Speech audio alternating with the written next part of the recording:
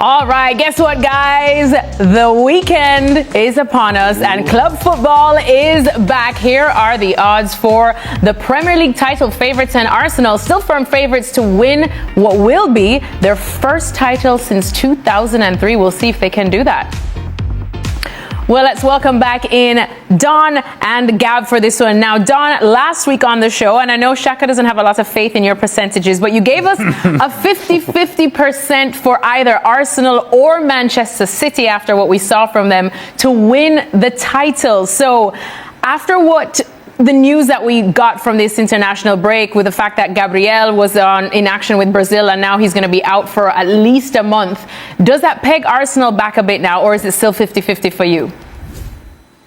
No, I think it's still 50-50. I think they've got players that can come in. I mean, no one's Gabriel for them. I think he's one of the most important players for Arsenal. But City have got a very tough game away at St James's Park against Newcastle. North London derby coming up for Arsenal. So I just think it's very, very early. The start that they've had has been magnificent. I think they have been flowing. The game against Sunderland was a hard-fought 2-2 draw, and I thought Sunderland deserved their point out the game. But you look at the fixtures coming up. I mentioned London derbies for them, so that's where the difficulty is going to come. But there's so much time and there's so many games to try and say, right, who's a standout favourite? I know it's what we like to do because as fans and as analysts and pundits, we try and predict the future and we look into the crystal ball and we think, right, who's good, who's flowing, who's struggling a little bit. Take Liverpool completely out of the equation. I don't think they're ready for a title charge at all. So City, I think it's a captain obvious shout what I'm going to say, but after this weekend we'll know that little bit more because, as I said, there's hard fixtures to come. Hi, Captain Obvious. Well, let's have a look at the Premier League standings there. Manchester City, they're in second, and as we know, they have chased down Arsenal before. Up next this weekend, they do have a nice little trip to St James's Park to face Newcastle. And if we have a look at Newcastle's form away from St James's Park, we know it has not been well. Usually we call St James's Park quite the fortress, but Don, if you look at it, they have lost to some big guns at home, the likes of Liverpool, Arsenal, Barcelona, but they did manage to beat Spurs in the League Cup. So how do you see this game going? Listen, I'd fancy Newcastle against anyone at home. I've been up there. I've seen them beat. I've seen them beat the likes of Man City in a cup. I've seen them beat Paris Saint-Germain. I've seen them beat Man United. I've seen them beat anyone. Tottenham by 6. But not Arsenal. Newcastle are a different animal. And not Liverpool. And not Barcelona. Just keep naming every win they've ever had. You say not Arsenal, but not Arsenal this season. They beat them there last season, the season before. So you're looking at a microcosm of a fixture when you say, well, they can't beat Arsenal anymore. Well, only one game, because they've beat them plenty of times over the last couple of years. So but this season's the one that matters, Newcastle are a different animal when they play at home. All right, let's go to our other Newcastle guy. Shaka, what do you think then on this one? Because I know... To Don's point, both the winners against Arsenal and Liverpool came in injury time at the very end of the game. So, and Liverpool were flying high at the time when they went to St James's Park and won. Arsenal are flying high all season long. Are Manchester City the equivalent of early season Liverpool and current Arsenal? Now, I still think no. I still think Arsenal are the best team in the league, bar none. So now the question is, do Manchester City, as good as they have been, do they have what it takes to go to St James's Park and win? I still know, as hopeful as I am that City are the team, and I believe they're the only team that can make this any kind of a title race later on, I just don't think they're as good as Arsenal. I don't think they can go to St James's Park and win. I think Newcastle, their away form is really kind of shining on them negatively. They are far better than their league position would suggest. At home, they get a job done. Somebody, because Don is not going to be able to do this, somebody has to explain to me, right? How can this be 50-50 Arsenal, Manchester City, when Arsenal are leading by 4 points. So just by that logic, you cannot have the same chance of winning the league if you're trailing by 4 points. This is by Don's standards. Yeah, well, but Don's standards, well, you have to grade on a curve then. You know Don's percentages are curvy. Don's percentages are curvy. Yeah, that's just They're all over the shop. Let's let Gary. Ali's obviously not capable of looking at my percentages or the algorithms of Shaka. When Man City have chased down Arsenal a couple of times over the years. No, I'm bigging them up. Mine are science. I'm bigging them up. No, you're not. I'm bigging them up, Shaq. No, when you like them to your percentages. Ali can't get into gear. No. Ali can't get in. He can't get in the algorithms. It comes from a more. Ali comes from a more simplistic place. Ali looks at it very simply. He looks at the points tally, and he goes, again. Arsenal are 4 points clear. They should win the title, and they will win the title. But right now it comes down to emotion, Ali, and the bottom of the team. Can they get it done? Right, fantastic. 50-50. Beautiful. Okay, all of that is great. But my simple mind tells me that if a team is up 4 points, right now where we are, because the percentage is now, not 6 months from now, the percentage is now. My very simple mind tells me that team is more likely to win it than the other team. Gab, you've got the Italian hands up. Let's let Gab in because he's got the Italian hands up. Alexis said to me, Gabriel's injured. Let me explain. Does that change the equation? Now, you're overcomplicating this. Let's keep it in a simple way that ex-footballers understand. Okay. You guys all play golf, right? Yeah. Think Not of very it well, but as a handicap. Yeah, Ali, if you play off a 12 and Craig plays off an 8, then you have an advantage, right? Because it's a handicap. But it still might be 50-50. That's what he's saying. He's implicitly saying I appreciate Manchester City. I appreciate you trying to explain That's this. how math works. I appreciate what you're trying to do here. But if you think Don gave it that much thought as to somehow project this into a golf handicap, then you're really overestimating Don's ability to do simple math. I think Don gives it a lot of thought. He loves his percentages. I'll tell you what then, Ali. If you are so confident Arsenal will win the league, go and take £10,000 of your hard-earned money and go and stick it on Arsenal. Hey, how about you are that confident? Hey, how about you pay me the dinner you owe me that you haven't paid? Don't dodge the question. The bet you lost to me. The bet you lost to me. You can pay that, and then I will put the £10,000 on my hard-earned money. Good Lord. Do not dodge the question. That will be paid when I see you in the summer. Gabriel's going to be a big loss for them. That was the question that was posed. All right. Should we leave it there? I have no idea what's going on. There's some players behind us, but you can choose someone else who's missed out on that list. Everyone at home, let us know. You know how to do that. But Stephen, go on and make your case. Granit Xhaka. He is a captain of old. He is on the pitch, he directs the tempo, he decides whether we take the drop in midfield pass or the long pass up the flanks. He tells everybody where to go. He's like another coach on the field. It's like an enormous training session, and he's in charge. And everything about where Sunderland are and the results they have in the league and continuing all the way to the end, all those standards and those demands and that drive is set by him. And I think he's really showing you what a really good top quality captain can do to transform a team. So he must be. You made a good case there, Stephen. I've got to say, Johnny, anyone on that list for you, or have we missed someone? I think Pedro was a great signing for Chelsea, but I actually agree with. I think Xhaka's been the best signing. Walter Marder's been fantastic for Newcastle, but I think Xhaka, for what he's doing at Sunderland, is phenomenal, and I think he's the best signing so far. Daniel? I think one that I might regret saying actually is Martin Zubimendi. So Zubimendi at Arsenal. I know he's angry. I'm sorry, but let's be honest. Let's be honest, man. Dan, what are you doing to me here? Good work, Dan. Listen. I mean, I really regret saying it, but he is by far one of the best central midfielders I've seen in Spain. and he's definitely performing for Arsenal, and that's something that we would definitely would like for ourselves at Spurs as well. Mind games, Jamie. He's just putting pressure. Jamie. He's putting pressure on them. Come on. He's got the Arsenal shirt on under there. We need to check him out in the break. Not in disguise. Not in disguise. James, is it obvious what you're going to say? Yeah, and Mbeumo's been our best one, but I think you definitely, Xhaka's argument for the best overall is there. And obviously, growing up as a kid, he loves Sunderland as well. So it's good to see him go back to his boyhood club. Katie, at Bournemouth, who have you got? Is anybody saying that we're missing anybody? Listen, I could make a case for Adrian Truffert.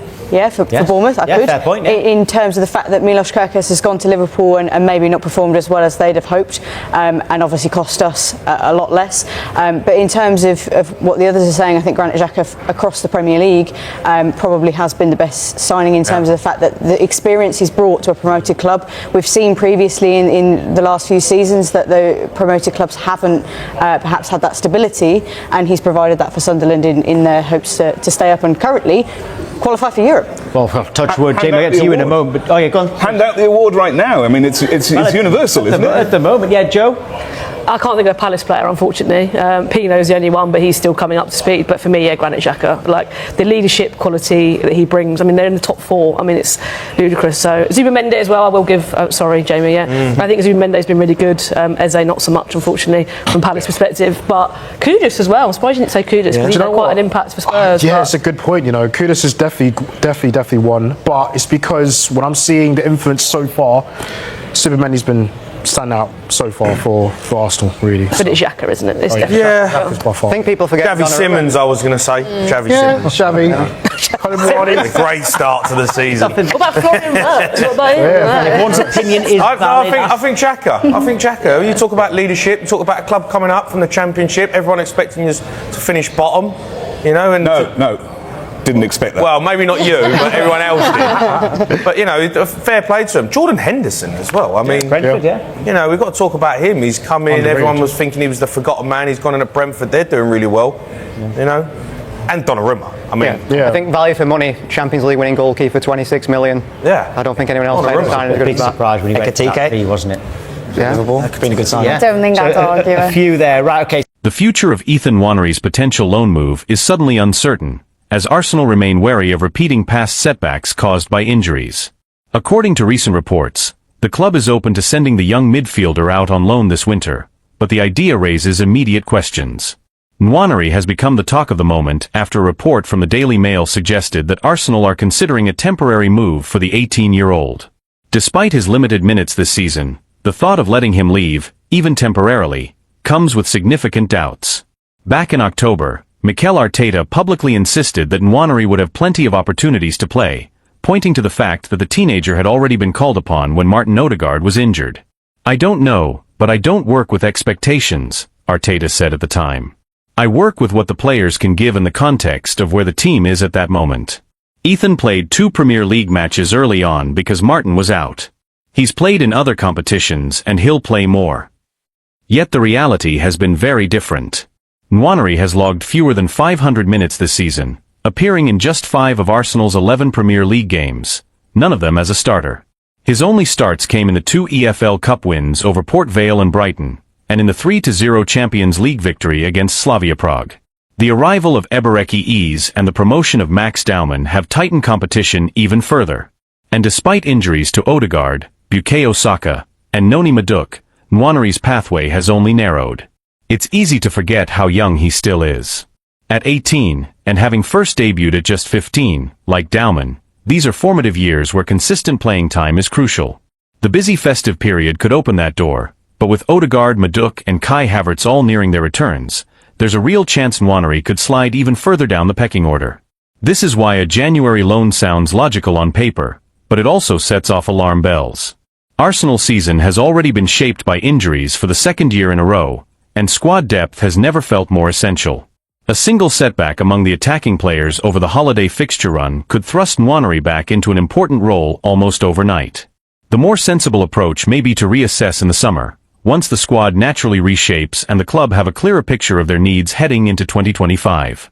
Only then would a loan feel more secure, ensuring Nwanery actually gets the minutes he needs rather than risking another stalled development. Even then, nothing is guaranteed. Supporters will remember Serge Gnabry's loan to West Brom, intended to push him closer to first-team football, but ultimately a move that derailed his progress before he rebuilt his career in Germany.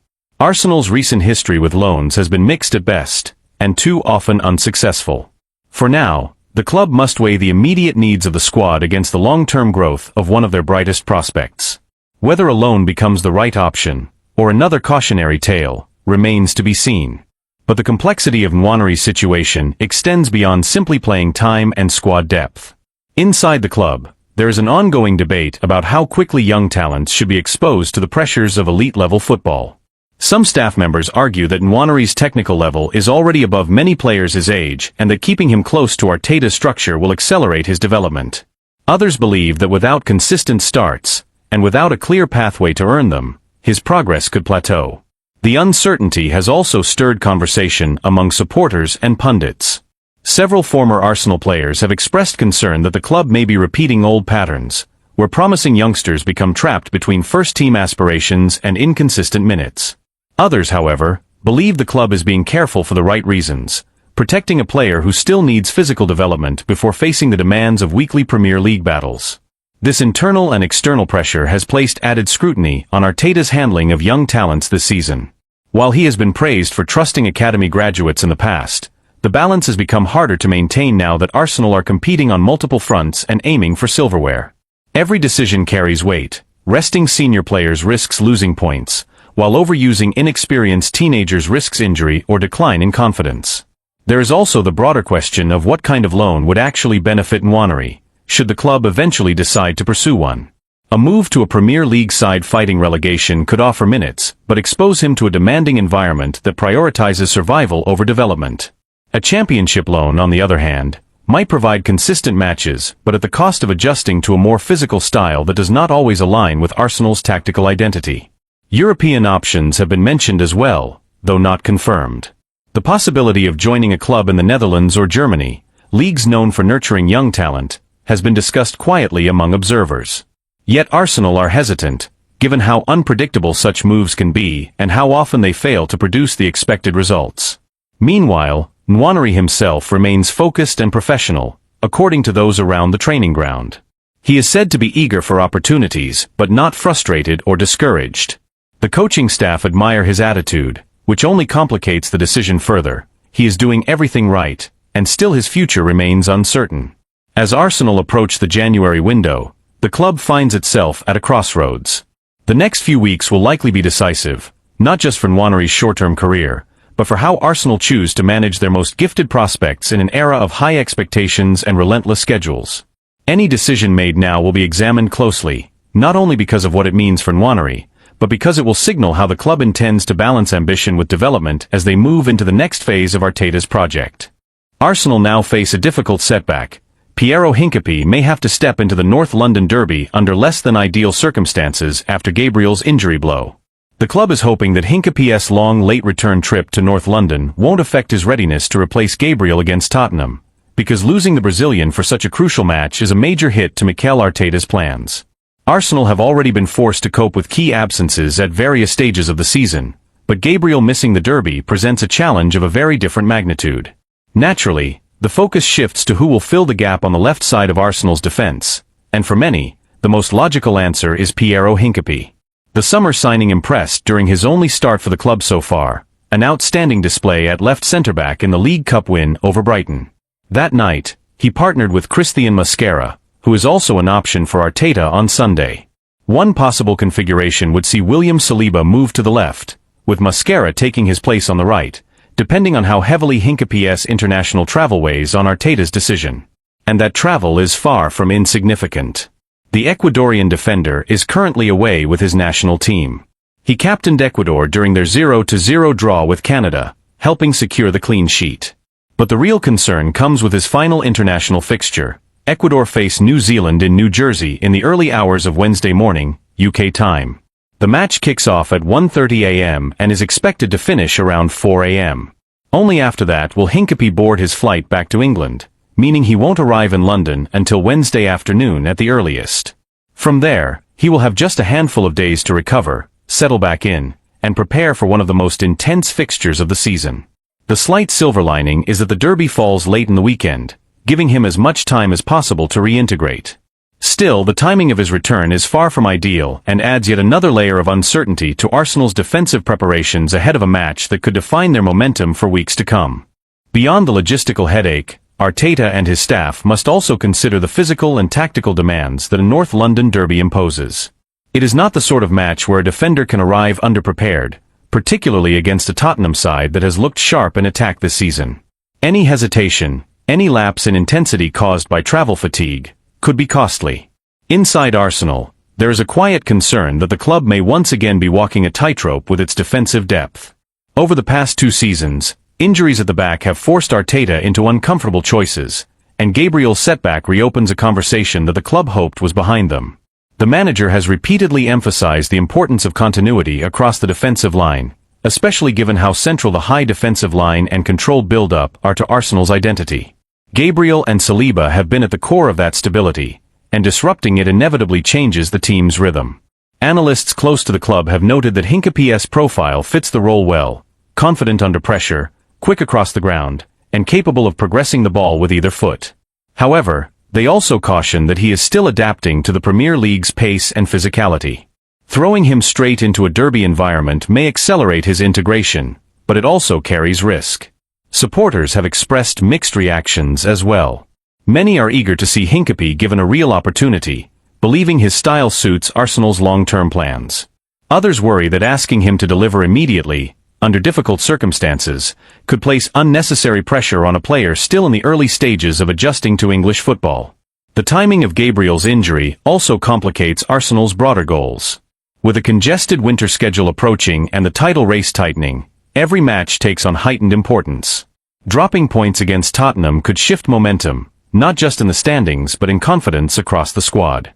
It also forces Arteta to rethink how he manages minutes for defenders who have already logged heavy workloads this season. Club insiders say the staff have been preparing contingency plans for weeks, anticipating scenarios where international duties and injuries overlap. Yet even the best planning can be stretched thin when travel delays and late-night kickoffs are added to the equation. In the coming days, the medical and performance teams will conduct assessments to determine exactly how ready Hincapie is for Sunday's showdown. Arteta is expected to make a late decision, balancing long-term health with short-term necessity. The hope is that the Ecuadorian arrives in good condition, responds well to training, and can at least offer a reliable solution in Gabriel's absence. What remains undeniable is that Arsenal enter the derby under a new layer of pressure, forced to adapt, to trust their depth, and to test the resilience that has been a defining theme of their season so far.